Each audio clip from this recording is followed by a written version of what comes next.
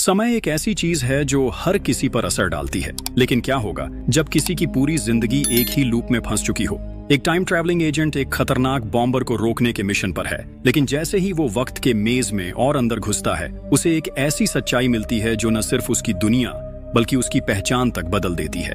कहानी शुरू होती है एक एजेंट जिसने कोट और हैट पहना था, हॉलवे में तेज कदमों से आगे बढ़ रहा था। हाथों में 2 ब्रीफकेसेस थे। जैसे ही वो सीढ़ियों की तरफ बढ़ा जो बिल्डिंग के नीचे जा रही थीं, नीचे पहुंचते ही उसकी नजर एक छुपे हुए टाइम बॉम्ब पर पड़ी। बिना वक्त गंवाए उसने तुरंत अपना ब्रीफकेस खोला, जो असल में एक गैजेट था। एजेंट ध्यान से बॉम्ब डिसार्म करने लगा, लेकिन तभी उसे किसी की मौजूदगी महसूस हुई। उसने तुरंत अपनी गन निकाली और दुश्मन को ढूंढने लगा, लेकिन अगले ही पल दुश्मन ने अचानक हमला किया और एजेंट को गोली लग गई। दर्द के बावजूद एजेंट ने रिटेलिएट किया, लेकिन टाइम बॉम्ब किसी भी पल फट सकता था। एक पल का भी रिस्क लिए बिना उसने तुरंत अपनी सुरक्षा छोड़ दी और बॉम्ब को गैजेट के अंदर डाल दिया। लेकिन जैसे ही वो बॉम्ब को छुपाने की कोशिश करता है, तभी बॉम्ब फट जाता है। एक जोरदार धमाके से आदमी का चेहरा जल जाता है और वो पीछे गिर जाता है। जले हुए आदमी की चीखें निकल पड़ती हैं। वो दर्द से तड़पता है। वो अपने दूसरे बैग तक पहुंचने की कोशिश करता है। तभी एक और आदमी सामने आता है जो अब तक छुपा हुआ था। वो धीरे धीरे जले हुए आदमी के सामने खड़ा होता है, लेकिन ये दुश्मन नहीं था, बल्कि उसने एजेंट की मदद की, उसका हाथ ब्रीफकेस तक पहुंचाने में। दोनों एक पल के लिए एक दूसरे को देखते हैं और फिर वो आदमी बिना कुछ कहे चला जाता है। एजेंट जल्दी से ब्रीफकेस खोलता है, कुछ टाइप करता है, आंखें खुलती हैं। चारों तरफ सिर्फ पट्टियां, एक हॉस्पिटल बेड जिसमें एजेंट लेटा है, उसका पूरा शरीर बैंडेजेस से ढका है। तभी उसके सुपीरियर्स सामने आते हैं। उसकी हिम्मत की तारीफ होती है। उसके सुपीरियर कहते हैं, अपनी इस मिशन को भूल जाओ और अपनी आखिरी मिशन की तैयारी करो। वो कोई आम इंसान नहीं था। दुनिया उसे एक नाम से जानती थी, फिजल बॉम्बर। फिजल बॉम्बर ने छोटे मोटे हमले तो कई किए थे, लेकिन उसका असली प्लान इन सबसे बड़ा था। एक भयानक धमाका जो 1975 न्यूयॉर्क में होने वाला था। इस अटैक में हजारों लोगों की जान जा सकती थी। एजेंट को कहा गया था कि वो अपनी नाकाम मिशन को भूलकर आगे बढ़े, लेकिन उसका इरादा अब और भी मजबूत हो गया था। वो एक बार फिर फिजल बॉम्बर को रोकने के लिए तैयार था। कुछ दिन आराम करने के बाद डॉक्टर एजेंट के चेहरे से पट्टियां हटा देता है और कहता है, तुम जल्दी ठीक हो जाओगे अपने अगले मिशन के लिए। डॉक्टर एजेंट को बताता है कि उसके चेहरे और आवाज दोनों में बड़ा बदलाव आएगा, क्योंकि उसके घाव बहुत गहरे थे। एजेंट आईने में अपना नया जख्मी लेकिन बदला हुआ चेहरा देखता है। वो अपनी बदली हुई शक्ल को देखकर एक गहरी सांस लेता है और इसे मान लेता है। 7 साल गुजर जाते हैं और उसका चेहरा पूरा ठीक हो जाता है। अब वो अपना वॉइस रिकॉर्डर उठाता है और अपनी कहानी रिकॉर्ड करना शुरू करता है। वो बताता है कि अब उसका आखिरी मिशन शुरू होने वाला है। ये मिशन सबसे ज्यादा जरूरी है, जो उन्हें उनके अंतिम मंजिल के करीब ले जाएगा। जब एजेंट तैयारी कर रहा होता है, उसके सुपीरियर उसे हथियार देते हैं और एक बार फिर मिशन के नियम याद दिलाते हैं। सुपीरियर से एक आखिरी बात कहते हैं, अगर एजेंट अपनी मिशन से हटा तो उसकी मौत तय है, लीथल इंजेक्शन के जरिए। एजेंट बिना किसी शिकायत के इस बात को मान लेता है। फिर उसे वही पुराना केस दिया जाता है। सब कुछ तैयार होने के बाद वो अपने अंतिम मिशन पर निकल पड़ता है। रात के समय एक शहर के बार में एजेंट एक बारटेंडर बनकर काम करता है। वो चुपचाप किसी खास इंसान का इंतजार कर रहा होता है। तभी एक आदमी जो एक लंबी कोट और टोपी पहने होता है, बार में आता है और बिना देर किए अपनी पसंद का ड्रिंक ऑर्डर करता है। बारटेंडर उसका ड्रिंक सर्व करता है और धीरे धीरे उससे बात करने की कोशिश करता है। पहले दोनों फिजल बॉम्बर के बारे में बात करते हैं, लेकिन धीरे धीरे बात किसी और मोड़ पर चली जाती है। वो आदमी अपनी असली पहचान बताता है। वो एक राइटर है जिसे सब अनमैरिड मदर के नाम से जानते हैं। वो कन्फेशन स्टोरीज लिखता है और इसी से अपना गुजारा करता है। बारटेंडर पहले से ही उसके काम के बारे में जानता था। वो एक मैगजीन निकालता है जो वो पढ़ रहा था, जिसमें उस राइटर की एक कहानी छपी थी। राइटर हैरान हो जाता है कि एक बारटेंडर उसकी कहानियां पढ़ता है, क्योंकि वो उसके रीडर्स के पर्सपेक्टिव में फिट नहीं होता। वो कहता है, मेरी लिखी चीजें पढ़ने लायक नहीं हैं। बारटेंडर मुस्कुराकर कहता है, कभी कभी मैं ये मैगजीन इसलिए पढ़ता हूँ क्योंकि मुझे एक औरत की सोच समझनी होती है। राइटर थोड़ा रुक कर कहता है, मैं कभी एक लड़की था। ये सुनकर बारटेंडर चौंक जाता है, लेकिन उसके कुछ पूछने से पहले ही राइटर अपनी कहानी बताना शुरू कर देता है। सब कुछ 13 सितंबर 1945 को शुरू हुआ। एक नया पैदा हुआ बच्चा बिना माँ बाप के एक अनाथ आश्रम के दरवाजे पर छोड़ दिया गया। वहां के लोगों ने उसे अपनाया और नाम दिया जेन। बचपन से ही जेन को स्पेस देखने का शौक था। उसको दूसरे बच्चों से जलन होती थी जिनके माँ बाप उनके साथ होते। वो अक्सर सोचती थी कि उसके माँ बाप ने उसे क्यों छोड़ दिया। क्या उसने कोई गलती की थी? जैसे जैसे जेन बड़ी होती गई, उसे महसूस होने लगा कि वो दूसरी लड़कियों से अलग है। वो ज्यादा सोचने वाली थी, ज्यादा क्यूरियस थी। उसने अपने मन में एक बात पक्की कर ली, जब उसके अपने बच्चे होंगे तो उनका एक सच्चा परिवार होगा। इसलिए उसने दूसरी चीजों पर ध्यान देना शुरू किया, जैसे लड़ना सीखना। वो वहां के लड़कों से भी ज्यादा स्ट्रांग थी, पढ़ाई में भी वो सबसे तेज थी। उसको नंबर्स और साइंस समझना बिल्कुल भी मुश्किल नहीं लगता था, लेकिन बाकी बच्चों को वो अजीब लगती थी। उन्हें लगता था कि वो नॉर्मल नहीं है, इसलिए उससे दूर रहते थे। जैसे जैसे वक्त बीता, जेन ने खुद से नफरत करना शुरू कर दिया। उसे समझ आ गया था कि वो दूसरी लड़कियों से अलग है, इस वजह से उसके अडॉप्ट होने के चांसेस बहुत कम थे। उसने ये बात एक्सेप्ट कर ली कि ना तो कोई उसे अपनी बेटी बनाएगा और ना ही कोई उससे शादी करेगा। सालों बाद जब जेन अपनी पढ़ाई पूरी करने वाली थी, तभी उसकी मुलाकात मिस्टर रॉबर्टसन से हुई। रॉबर्टसन ऐसी लड़कियों को ढूंढ रहा था जो गवर्नमेंट के एक खास मिशन के लिए काम कर सकें।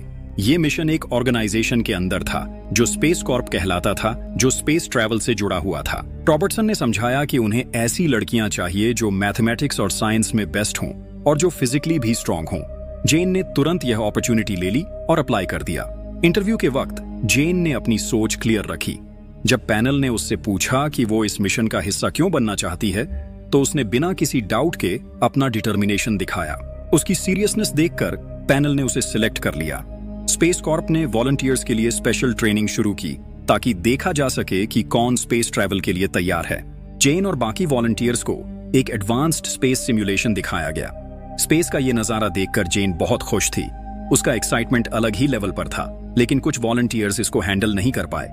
उसके बाद स्पेस कॉर्प ने एंड्योरेंस और लिखित टेस्ट्स लिए। बहुत सारे वॉलंटियर्स के लिए ये मुश्किल साबित हुआ, लेकिन जेन ने बिना किसी दिक्कत के सब पास कर लिया।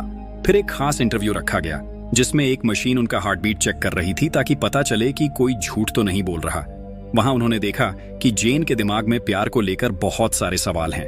उसने ये भी एक्सप्रेस किया कि उसको हमेशा लगता है कि उसमें कुछ अलग है और बाकी वॉलंटियर्स उसको पसंद नहीं करते। कुछ दिनों बाद जेन की एक वॉलंटियर से लड़ाई हो गई, लेकिन फाइट के दौरान जेन ने उस लड़की पर इतने तेज और सही पंचेस मारे कि वो सीधा नीचे गिर गई। स्टाफ ने तुरंत दोनों को अलग किया और क्लिनिक भेज दिया। क्लिनिक के बाहर एक डॉक्टर ने रॉबर्टसन को एक रिपोर्ट दी जिसमें जेन के शरीर के एक खास राज के बारे में लिखा था। डॉक्टर ने रॉबर्टसन से कहा कि ये रिपोर्ट जेन को ट्रेनिंग से बाहर कर सकती है, लेकिन रॉबर्टसन ने डॉक्टर से कहा कि वो जेन को कुछ ना बताए और इस बात का खुद ध्यान रखेगा। जेन को प्रोग्राम से निकाल दिया गया, लेकिन उसे ये नहीं बताया गया कि क्यों। जब वो अपना सामान पैक कर रही थी, तब रॉबर्टसन उसके पास आया। जेन ने अपना गुस्सा निकालते हुए कहा, मैंने सिर्फ अपनी सुरक्षा के लिए फाइट की थी। रॉबर्टसन ने उसे उम्मीद दी और कहा, मैं पूरी कोशिश करूंगा कि तुम वापस प्रोग्राम में आ सको। लेकिन चाहे रॉबर्टसन ने वादा किया हो, जेन को उसकी बात का भरोसा नहीं था। उसे अब अपनी जिंदगी चलाने के लिए दूसरे रास्ते ढूंढने थे। दिन में जेन एक अमीर परिवार के यहाँ नौकर का काम करती थी। घर के काम, सफाई और छोटी मोटी चीजें करती थी। वहीं उसने पहली बार कन्फेशन स्टोरी वाली मैगजीन्स देखी और धीरे धीरे उनको पढ़ने लगी और पसंद करने लगी। रात को वो एक स्कूल जाती थी ताकि अच्छे तरीके सीख सके, लेकिन उसे ये सब समझने में दिक्कत हो रही थी। तभी एक दिन एक आदमी उसकी जिंदगी बदलने वाला था। एक बार बारिश वाली रात में जेन गलती से एक आदमी से टकरा गई। उसने तुरंत माफी मांगी, फिर पूछा, क्या आप खो गए हैं? आदमी ने बोला, नहीं, मैं किसी का इंतजार कर रहा हूँ। जेन मुस्कुरा के बोली, अच्छी चीजें उन्हीं को मिलती हैं जो इंतजार करते हैं। आदमी ने तुरंत जवाब दिया, लेकिन सिर्फ वही चीजें जो मेहनत करने वाले लोग पीछे छोड़ जाते हैं। जेन हैरान थी कि दोनों एक ही तरीके से सोच रहे थे। फिर वो बारटेंडर को उस आदमी के बारे में बताने लगी, कैसे वो स्मार्ट, हैंडसम और इतना अमीर था कि उसका पूरा ध्यान रख सके। जेन उस आदमी के प्यार में खो गई थी। उसका तरीका उसे बिल्कुल अलग लगता था। बारटेंडर उसकी बात सुन के हल्का सा मुस्कुराया, जैसे उसे पहले से पता हो कि ये कहानी कहाँ जाने वाली है। जेन थोड़ी देर सोचती रही, फिर उसने बारटेंडर से पूछा, क्या तुमने कभी प्यार के लिए कोई बेवकूफी की है? बारटेंडर ने एक पल के लिए चुप रहकर जवाब दिया, हाँ, एक बार, और मैं समझ सकता हूँ तुम कैसा महसूस कर रही हो। जेन अपनी कहानी आगे बढ़ाती है। वो बारटेंडर से कहती है कि उस आदमी के साथ बिताया हुआ वक्त उसकी जिंदगी का सबसे अच्छा समय था, लेकिन ये खुशी ज्यादा देर तक नहीं रही। एक दिन उस आदमी ने जेन से कहा कि वो एक बेंच पर उसका इंतजार करे। उसने वादा किया था कि वो वापस आएगा, लेकिन वो कभी नहीं आया। जेन बारटेंडर से कहती है कि अब वो ये बात समझ गई है कि ये बस एक छोटी सी कहानी थी, एक पल का प्यार, इसलिए वो इसे जल्दी भूल पाई और अपनी असली इच्छा स्पेस कॉर्प वापस जाने की उम्मीद में लगी रही। फिर एक दिन रॉबर्टसन उससे मिलने आया। रॉबर्टसन ने एक सच्चाई बताई जो जेन ने कभी सोची भी नहीं थी। स्पेस कॉर्प असल में स्पेस ट्रैवल के लिए था ही नहीं। वो एक सीक्रेट सरकारी एजेंसी थी जो गलतियों को सुधारने का काम करती थी। स्पेस कॉर्प सिर्फ एक झांसा था जिससे ऐसे लोगों को ढूंढा जा सके जो अलग तरीके से काबिल हों। ऐसे लोग जिनके पास कोई परिवार नहीं था, कोई पहचान नहीं थी, जो सिर्फ अपने अलग हुनर की वजह से चुने जा सकते थे।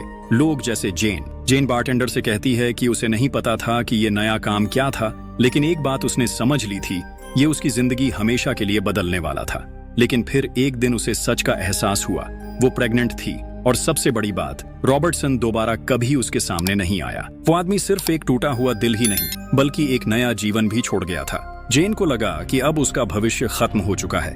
उसने एक चैरिटी वार्ड ज्वाइन किया जहां उसके जैसी और भी प्रेग्नेंट औरतें थीं। फिर भी वो अकेली महसूस करती थी। एक रात जेन दर्द से चिल्ला रही थी। वो एक ऑपरेशन टेबल पर थी।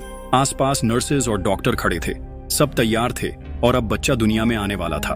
अगली सुबह ऑपरेशन के बाद जेन की आंख खुली। एक डॉक्टर उसे देखने आया और हंसते हुए बताया कि ऑपरेशन सफलता से हो गया है। जेन खुश हो गई जब डॉक्टर ने बताया कि उसका बच्चा बिल्कुल स्वस्थ है। लेकिन ये खुशी ज्यादा देर तक नहीं रही।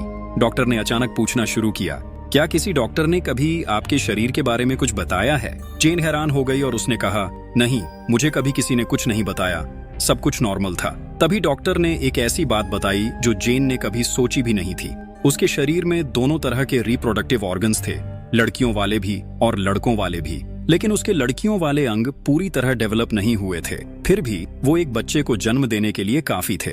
डॉक्टर ने बताया कि डिलीवरी के वक्त खून ज्यादा बहने की वजह से उन्हें उसका ऑपरेशन करना पड़ा और उसके फीमेल रिप्रोडक्टिव ऑर्गन्स हटाने पड़े। लेकिन उन्होंने उसके शरीर का सफलतापूर्वक पुनर्निर्माण भी किया और अब उसका मेल रिप्रोडक्टिव सिस्टम डेवलप हो सकता है। इसके लिए उसे और भी सर्जरी करवानी पड़ेगी। जेन ये सब सुनकर हैरान हो गई। उसकी आंखों में आंसू आ गए और वो समझ नहीं पा रही थी कि उसके साथ ये सब कैसे हो गया। डॉक्टर ने उसे शांत करने की कोशिश की और कहा, सब ठीक हो जाएगा, तुम इससे जीत सकती हो। जेन अपनी छोटी बेटी का पूरा ध्यान रखती थी। वो उसे प्यार से देखती और कहती, तुम मेरी जिंदगी की सबसे अच्छी चीज हो जो कभी मेरे साथ हुआ। जब एक नर्स ने बच्ची के नाम के बारे में पूछा तो जेन ने सोचा कि वो उसका नाम अपने नाम पर रखना चाहती है। अब जेन बस एक ही चीज चाहती थी, अपनी बेटी को अच्छे तरीके से बड़ा करना। लेकिन तभी एक ऐसी बात हुई जो उसकी दुनिया हिला देने वाली थी। एक दिन अस्पताल की नर्सरी से एक बुजुर्ग आदमी ने उसकी बेटी को चुरा लिया। जेन ने हर जगह ढूंढा, हर तरह की कोशिश की, लेकिन उसकी बेटी कभी नहीं मिली। न उसकी बेटी मिली और न ही उस आदमी का कोई पता चला जो उसे ले गया था। और सिर्फ यही नहीं, एक और बड़ी समस्या अभी भी बची थी। जेन को 3 बड़े ऑपरेशन से गुजरना पड़ा। पूरे 11 महीने तक वो अस्पताल में रही, जहां उसके शरीर को एक आदमी के रूप में बदला गया। ये सब जेन को अंदर से तोड़ रहा था। जैसे जैसे वक्त बीता, उसे महसूस होने लगा कि वो खुद को खो रही है। 11 महीने के बाद जब उसने आईने में अपनी नई शक्ल देखी तो उसने स्वीकार कर लिया कि जो लड़की वो कभी थी वो अब हमेशा के लिए गायब हो चुकी है। जेन बारटेंडर से कहती है कि जब भी वो आईने में देखती थी उसे सिर्फ एक चेहरा दिखाई देता था, उस आदमी का जिसने उसकी जिंदगी बर्बाद कर दी। उसने एक बार फिर स्पेस कॉर्प ज्वाइन करने की कोशिश की, लेकिन कोई फायदा नहीं हुआ। संगठन को उसकी कहानी पता चल चुकी थी और उसे अंतरिक्ष यात्रा के लिए नाकाम घोषित कर दिया गया। ये सुनते ही उसके सपनों का आखिरी दरवाजा भी बंद हो गया। तब जेन ने अपना नाम बदला और नए जीवन की शुरुआत करने न्यूयॉर्क चली गई। उसने जीने का नया तरीका ढूंढना शुरू किया और धीरे धीरे एक नए करियर में आ गई। द अनमैरिड मदर नाम से कन्फेशन स्टोरीज लिखने लगी। यही उसका नया जीवन बन गया। अपनी कहानी बताकर जेन चुप हो गई। लेकिन तभी बारटेंडर एक अजीब सवाल पूछता है, अगर तुम्हें उस आदमी को मारने का मौका मिले तो क्या तुम करोगी? जेन बारटेंडर की बात पर भरोसा नहीं करती। तभी बारटेंडर एक ऐसी बात बोलता है जो जेन ने कभी नहीं बताई थी। उसका नया नाम जॉन। जॉन अभी भी शक में था, लेकिन बारटेंडर उसे यकीन दिलाता है कि वो रॉबर्टसन के लिए काम करता है। ये सुनकर जॉन उसके साथ जाने को तैयार हो जाता है। बारटेंडर उसे एक तहखाने सेलर में ले जाता है और अपना फील्ड किट दिखाता है। फिर वो कहता है कि ये एक टाइम मशीन है जो उन्हें पास्ट में ले जाएगी।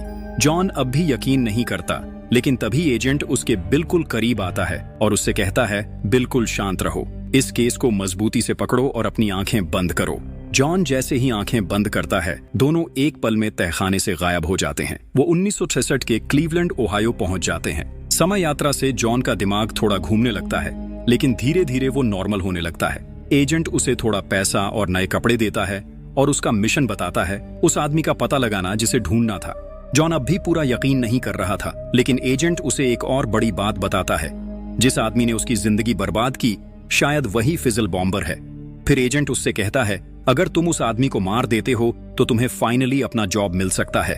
जॉन को उसके मिशन पर छोड़कर एजेंट वहां से चला जाता है। उसी बारिश भरी रात जॉन बदले हुए रूप में उस जगह पहुंचता है जहां उस आदमी की मुलाकात उसके पास्ट वाले रूप से होने वाली थी। लेकिन तभी एक अजीब चीज होती है। जॉन एक लड़की से टकरा जाता है और शर्माते हुए नजर हटा लेता है। लड़की उससे पूछती है, क्या तुम खो गए हो? जॉन जवाब देता है, नहीं, मैं किसी का इंतजार कर रहा हूँ। तभी लड़की एक लाइन बोलती है, अच्छी चीजें उन्हीं को मिलती हैं जो इंतजार करते हैं। जॉन एक पल के लिए रुकता है और तभी सब समझ जाता है। वो शौक में अधूरा कोट बोलता है, लेकिन सिर्फ वही चीजें जो मेहनत करने वाले लोग पीछे छोड़ जाते हैं। जॉन धीरे से पलटकर लड़की की तरफ देखता है और तभी उसका दिल एकदम रुक जाता है। वो समझ चुका था, वो आदमी जो उसकी जिंदगी का हिस्सा था वो और कोई नहीं बल्कि वो खुद ही था। वो धीरे से जेन को देखता है और सच्चे दिल से कहता है, तुम बहुत खूबसूरत हो, किसी ने तुमसे ये कहा नहीं? जेन हल्का सा मुस्कुराती है और धीरे से कहती है, अभी तुमने कह दिया। जब ये सब हो रहा होता है, एजेंट दूर से उन दोनों को देख रहा होता है। थोड़ी देर बाद वो चुपचाप वहां से चला जाता है। अब एजेंट अपने अधूरे मिशन पर वापस लौटता है, लेकिन इस बार वो फिजल बॉम्बर को देख लेता है जो अभी अभी बॉम्ब सेट कर चुका था। बॉम्बर एजेंट को देख लेता है और उसकी पहली गोली से बच जाता है। दोनों के बीच एक छोटी गन फाइट होती है, लेकिन बॉम्बर भाग जाता है। एजेंट उसका पीछा करता है और एक अंधेरी बेसमेंट में पहुंच जाता है। वहां एजेंट धीरे धीरे बॉम्बर को ढूंढने लगता है, लेकिन तभी बॉम्बर उसे चकमा देकर पीछे से अटैक कर देता है। दोनों के बीच एक जोरदार लड़ाई होती है। बॉम्बर एक सॉलिड पंच एजेंट के चेहरे पर मारकर उसे नीचे गिरा देता है। एजेंट जमीन पर पड़ा होता है। तभी उसके कान में एक जानी पहचानी गोली चलने की आवाज सुनाई देती है। वो तुरंत उठता है और बॉम्ब के पास पहुंचता है। वहां वो अपने पास्ट वाले रूप को देखता है। उसी मोमेंट पर जब उसका चेहरा जल गया था, एजेंट धीरे से अपने बीते हुए रूप के पास जाता है और उसे उसका फील्ड किट पकड़ने में मदद करता है। दोनों एक पल के लिए एक दूसरे की आंखों में देखते हैं। पुराना एजेंट वहां से टाइम ट्रैवल करके चला जाता है। एजेंट अब समझ चुका था कि उसकी हार तय थी, लेकिन फिर भी वो बॉम्ब का एक हिस्सा उठाता है और उसके साथ टाइम ट्रैवल कर लेता है। अब वो 1964 पहुंचता है। वहां वो अपने गुस्से को निकालता है, अपने मिशन पर ध्यान लगाता है, सारी बातें याद करता है और सब कुछ रिकॉर्ड करता है। दूसरी तरफ 1976 में जॉन और जेन एक साथ कॉफी पीने जाते हैं। बातचीत की शुरुआत जेन करती है। वो सीधा कहती है, मैं ज्यादा फ्रेंडली नहीं हूँ। जॉन इस बात को अच्छे से जानता था, इसलिए वो बिना झिझक के उसे सीधा वजह बता देता है। जेन हैरान हो जाती है कि उनका लोगों को देखने का नजरिया कितना मिलता जुलता है। दोनों को लगता है कि वो दूसरे लोगों से अलग हैं। तभी जेन जॉन से पूछती है, तुम्हें क्या चीज दूसरे लोगों से अलग बनाती है? जॉन हंसी में कहता है, मैं लोगों के दिमाग पढ़ सकता हूँ। ये सुनकर जेन मजाक में कहती है, अच्छा तो चलो मेरा दिमाग पढ़ो। जॉन धीरे धीरे उसके दिल की सच्चाई बोलने लगता है, उसकी परेशानी, उसके दुख और उसका प्यार को लेकर कंफ्यूजन। पहले तो जेन मना करती है, लेकिन धीरे धीरे वो जॉन की तरफ खींचने लगती है। जॉन को जेन की जिंदगी की तकलीफ का एहसास होता है। वो उससे कहता है कि उसका भी एक्सपीरियंस कुछ ऐसा ही रहा है, इसलिए वो उसकी फीलिंग्स को अच्छे से समझ सकता है। दोनों बात करते रहते हैं, एक दूसरे की कंपनी एंजॉय करते हैं। धीरे धीरे दोनों एक दूसरे के करीब आ जाते हैं और फिर एक पल में सब बदल जाता है। दूसरी तरफ एजेंट एक हॉस्पिटल हॉलवे में होता है जब रॉबर्टसन उससे मिलने आता है। एजेंट रॉबर्टसन को बॉम्ब का एक टुकड़ा देता है। रॉबर्टसन तुरंत समझ जाता है कि एजेंट ने एक इलीगल टाइम जंप किया है, लेकिन इस बार वो गुस्सा नहीं करता, बल्कि वो कहता है, ऐसे एजेंट्स जो बिना नियमों के काम करते हैं वो ज्यादा लोगों की जान बचा सकते हैं। एजेंट थोड़ा परेशान लगता है। वो कहता है कि जो काम उसे अब करना है उसकी वजह से जेन को बहुत दुख सहना पड़ेगा। रॉबर्टसन उसे समझाता है कि ये मिशन क्यों जरूरी है, ताकि एक एजेंट की एग्जिस्टेंस बनी रहे, एक ऐसे पैराडॉक्स की वजह से जो किस्मत ने पहले से तय कर दिया है। एक इंसान जिसका न कोई पास्ट है न कोई परिवार, बिल्कुल जॉन की तरह। रॉबर्टसन एजेंट को तसल्ली देता है कि वो सही कर रहा है, फिर वहां से चला जाता है। जब नर्स वार्ड से बाहर जाती है तब एजेंट अंदर जाता है और चुपके से जेन के बच्चे को उठा लेता है। एजेंट बच्चे को अपने साथ ले जाता है और उसे टाइम ट्रैवल के लिए तैयार करता है। वो मशीन पर एक डेट सेट करता है, 13 सितंबर 1945। फिर वो ध्यान से बच्चे को उठाता है और टाइम ट्रैवल करता है। अब नए कपड़ों में एजेंट एक अनाथ आश्रम के दरवाजे पर पहुंचता है, वही जगह जहां सब शुरू हुआ था।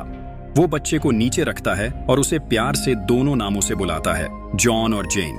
फिर वो अनाथ आश्रम को फोन करके दरवाजे पर रखे बच्चे के बारे में इन्फॉर्म करता है और इस तरह ये साइकिल एक बार फिर पूरी हो जाती है। एजेंट वापस 1963 के क्लीवलैंड ओहायो पहुंचता है। दूर से वो देखता है कि जॉन और जेन एक बेंच पर बैठे हैं। जॉन की नजर एजेंट पर पड़ती है। वो तुरंत जेन से कहता है, तुम यहीं रुको, और एजेंट की तरफ बढ़ने लगता है। जॉन खुद को धोखा महसूस करता है। गुस्से में वो अपनी बंदूक एजेंट पर तान देता है। एजेंट उसका दुख समझ सकता था, लेकिन फिर भी उससे बस एक ही बात कहता है, ये सब होना ही था। जॉन गुस्से से कहता है, मैं जेन से सच में प्यार करता हूँ, एजेंट इस बात को मानता है और सिर हिलाता है। फिर एजेंट उसे सब कुछ साफ साफ बता देता है, जेन का असली सच क्या है, वो कैसे बनने वाली है, और ये भी कि एजेंट खुद कौन है। सब कुछ सुनने के बाद जॉन एकदम चुप हो जाता है। अब सब उसके दिमाग में अच्छे से समझ में आने लगता है। एजेंट धीरे से कहता है, सब कुछ सही डायरेक्शन में जा रहा है, जैसे हमेशा से लिखा गया था। जॉन एक आखिरी बार जेन की तरफ देखता है। उसका मन नहीं करता उसे छोड़ने का, लेकिन अब उसने मान लिया था कि जो होना है वो होकर रहेगा। एजेंट जॉन को हेडक्वार्टर्स ले जाता है और कहता है, अब यहाँ से तुम्हारी जिंदगी सही दिशा में जाएगी। टाइम जंप की वजह से जॉन थक चुका होता है, इसलिए नर्सेस उसे रिकवरी के लिए ले जाती हैं। बाहर एजेंट और रॉबर्टसन बात करते हैं। रॉबर्टसन समझाता है, जॉन एक दिन वो इंसान बनेगा जो क्राइम्स को रोकेगा, लेकिन उसके लिए उसे अपनी पूरी जिंदगी के दुख सहने पड़ेंगे। लेकिन एजेंट अब भी फिजल बॉम्बर के खुलेआम घूमने को लेकर परेशान है और ये साइकिल ऐसे ही रिपीट होती रहेगी। और ये मूवी यहीं पर खत्म होती है। कमेंट्स में बताना आपको ये मूवी कैसी लगी। अगर ऐसे ही वीडियोस आप देखना चाहते हैं तो चैनल को सब्सक्राइब करना मत भूलना।